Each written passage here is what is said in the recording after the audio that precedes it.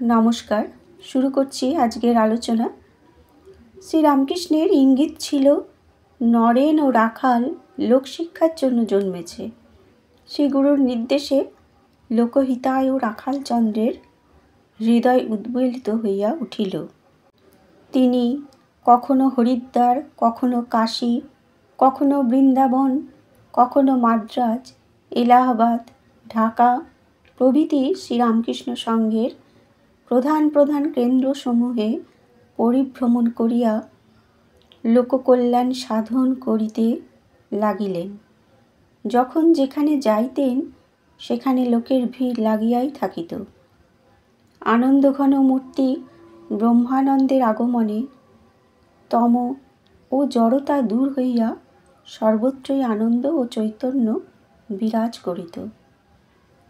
তিনি যেখানে থাকিতেন সেখানে সকলকে আনন্দ স্রোতে ভাসাইয়া সকলকার প্রাণমন মাতাইয়া দিতেন।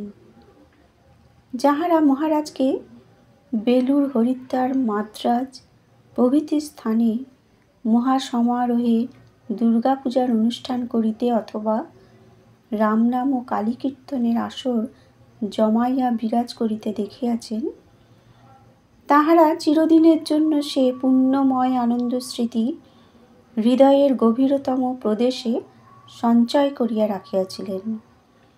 সাধুভক্ত, পাপী তাপী সকলেই এই আনন্দময় পুরুষের সঙ্গলাভ করিয়া নূতনভাবে নূতন উৎসাহে সঞ্জীবিত হইয়া উঠিত।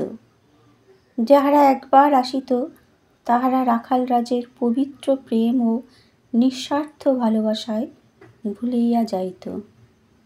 যে বিশ্বপ্রেম রাখালরাজ শ্রী রামকৃষ্ণের নিকট উত্তরাধিকার সূত্রে পাইয়াছিলেন, যে প্রেম ব্রজের মূলধন, ব্রজের রাখাল আচণ্ডালে সে প্রেম অকাতরে বিলাইয়াছেন। 1918 খ্রিস্টাব্দে ব্রহ্মানন্দ মহারাজ ভুবনেশ্বর মঠ প্রতিষ্ঠা করেন।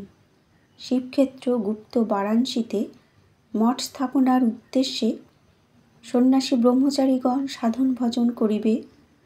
তিনি বলিতেন, ছেলেরা সব সাধন ভজন করবে, আমি দেখে আনন্দ করব, যাহাতে সকলে সাধনার গভীর সলিলে মগ্ন হইয়া আধ্যাত্মিক তত্ত্বের মাধুর্যময় রসস্বাদনে সক্ষম হয়। তন্নিমিত্ত সদাই তাঁহার মন ব্যাকুল হইত। মহারাজকে দেখিয়া মনে হইত তিনি সর্বদাই ভাবরাজ্যে বিচরণ করিতেছেন, হাসিতেছেন, খেলিতেছেন, কথা কহিতেছেন, কর্ম করিতেছেন, কিন্তু মন সদাই অন্তর্মুখী, নির্বিকার, আসক্তিবিহীন, দৃষ্টি ফেলফেলে, যেন পাখি ডিমে তা দিচ্ছে। শ্রীরামকৃষ্ণদেব বলিতেন, অদ্বৈত জ্ঞান আঁচলে বেঁধে যা ইচ্ছে তা করো। এ কথার যথার্থ তাৎপর্য মহারাজকে দেখিলে স্পষ্টতরভাবে অনুভব হয়।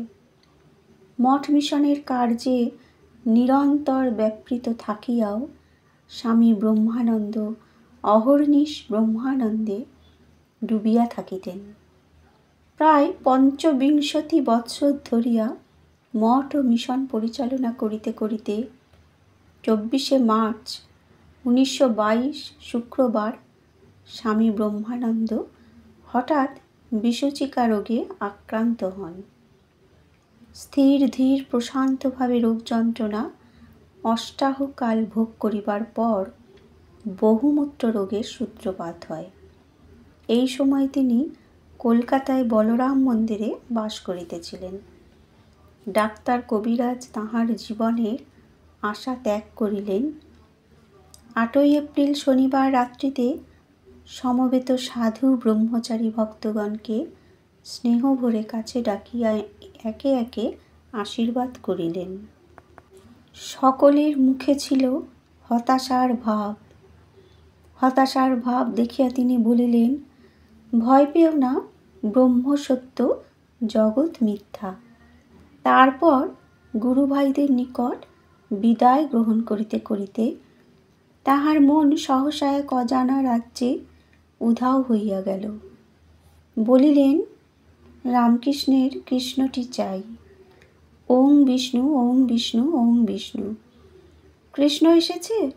আমাদের এ কৃষ্ণ কষ্টের কৃষ্ণ নয়, এ গোপের কৃষ্ণ, কমলে কৃষ্ণ। শ্রীরামকৃষ্ণ কোনো সময় বলিয়াছিলেন, দেখলাম গঙ্গার উপর একটি প্রস্ফুটিত পদ্ম, তার উপরে বালগোপাল মূর্তি সদা রাখালের হাত ধরে নৃত্য করছেন।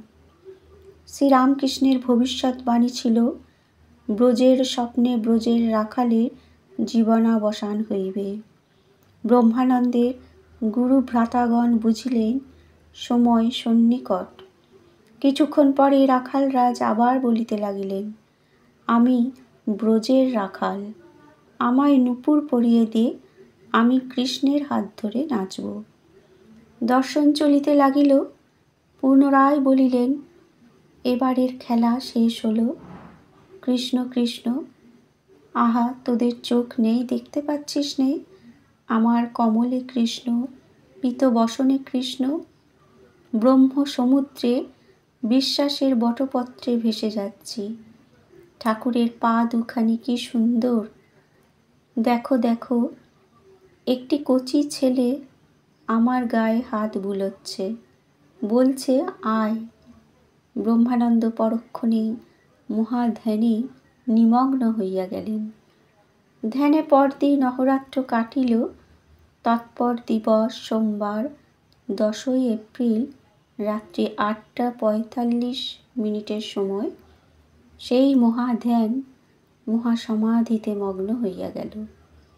পরদিন নন্দনের পারিজাত চন্দন লিপ্ত করিয়া বেলুর মঠে গঙ্গা কূলে অনলে আহুতি দেওয়া হইল।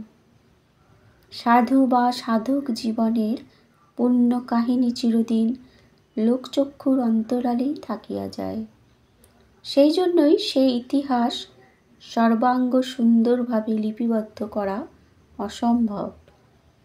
কিন্তু রসালো ফল কি করিয়া সুপরিপক্ব হয় তাহা অজানা থাকিলেও তাহার রসাস্বাদনে কোনো বাধা হয় না।